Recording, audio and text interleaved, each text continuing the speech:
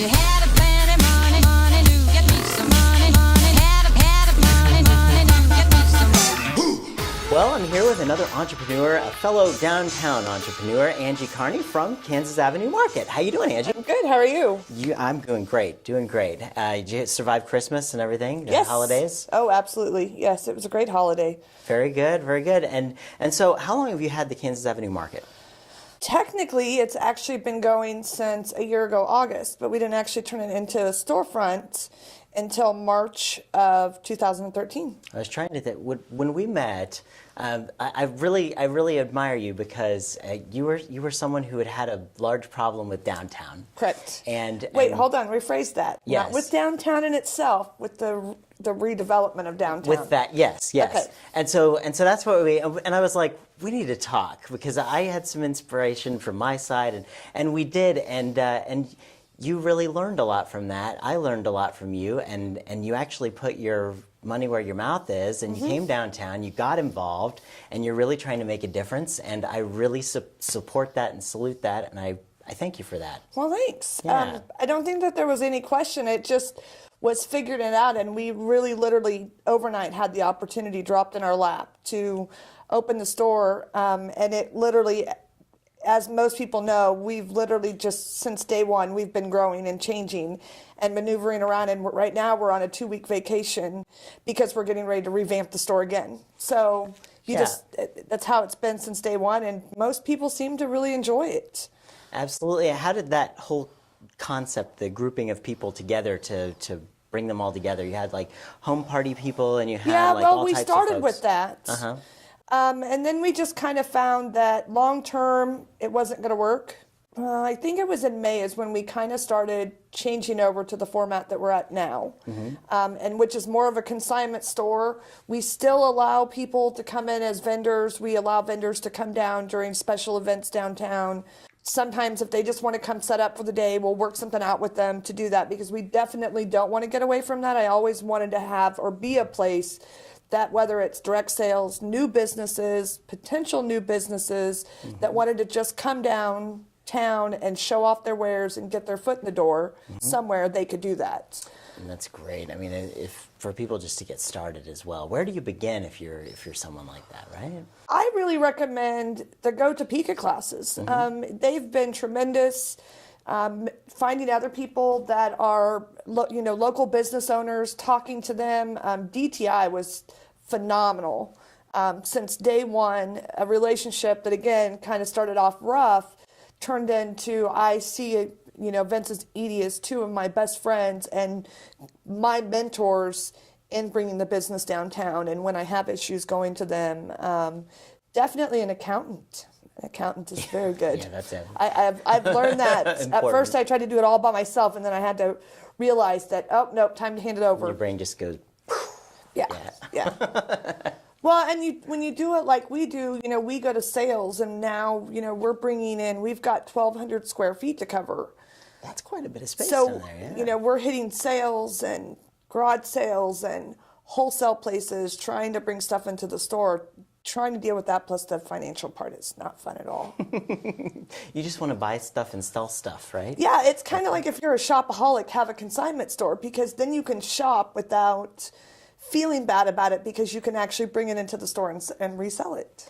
And what do you think about everything that's going down here, like the neighborhood, as the other business owners that are down here? Do you feel everybody kind of coming together and what's your forecast there? I feel like that we are starting to. I think that the knowledge now that we are going under construction and that if we don't come together, that it's really going to cause a problem, I think, once the construction. And I see everybody working together. I see everybody trying to really make things happen down here. And I just hope that Topeka continues to support all the businesses, not just mine, during that construction and that they make an effort to go out of their way whenever we do go under the knife. That's right. And when this construction process happens and everything's going on, how do you feel about what we're going to be able to have at the end of the day? I think it's going to be fantastic. I really think it's going to change. Right now it just kind of looks like a downtown that people have forgotten about, but I think with a lot of the changes, it's going to be pretty spectacular, honestly. And I think when I was in leadership class, they talked about long-term plans. Right. That the interstate's going to change, that so much is going to happen over the next 10 years, that when Yeah. it's all said and done, that I think that Topeka is going to be pretty spectacular. There's a lot of thought going into that big comprehensive plan. Yes. Talking about the interstate being changing and how, Noto and downtown and all the pieces that are down here. There's been a lot of thought. Much more than we could even just explain about how that has come together, right? I mean, Yeah, I just went on vacation to Washington, D.C., and the one thing I really paid attention to is how there was almost like different neighborhoods, which with us, it would be like Noto and downtown, but how they all just kind of came together and just made this spectacular landscape. Now, granted, I doubt that we're ever going to be Washington, D.C. by any means, but... they might move the Capitol here. Yeah, they might. We have a nicer Capitol building than they do, right? Yeah, well, but it's big. It's really big. Like, I walked up to the steps and I was like, oh my goodness. Yeah. But no, I mean, just looking at some of them, I actually called Vince this morning and I said the bike share program they have down there would be spectacular for Topeka. You literally get to rent a bike. They have different slots that you can take it around to. So if you want to bike around the Capitol and maybe go down to Noto and come back, there's different slots that you can return those bikes to. So it's a fantastic way for people to get around, because hopefully it's so busy that people can't drive cars around someday. Yeah, there's a lot of different plans and things that Yes. going around and visiting other places, like you just get in there and you're like, I really want to do this. Like, that'd be cool if we had that. And I think like what's cool about Vince Fry from the CEO of Downtown Topeka Inc. And Edie Smith, those guys down there, they've all been on the show before. Right. What's really cool about those guys is that if you have an idea like that, call them up and tell them. I did. I mean, right, and that goes for anybody out there who wants to get involved with the process. There really is a push that we want downtown to be owned by everyone and everyone to have some positive piece of it. And I think what's really cool is with all that private funding that they've got coming in here, there's going to be so many things happening that are going to be cool amenities that are going to show off what we have to offer as a community, because there's going to be a little piece of it put here and a little piece put there. And just a walk down Kansas is going to be like, this is Topeka. Yes. Yeah. Well, and we were just discussing little things like some of the shops downtown now getting more souvenirs, things like that would bring people downtown outside of the Capitol, creating flyers or whatever that get into the Capitol so that people know we're here. I mean, so there's not a whole lot of signage at this point that says, hey, we're here. But it's getting there. I mean, the word's getting out. I mean, I've got a ton of people that have came down, whether it's because they've heard us on Facebook or the newspaper ads, or a friend told a friend told a friend, and they come in and they're like, wow, I didn't even know downtown existed anymore. And I'm like, yeah, walk down here. There's the Merchant. Walk over here.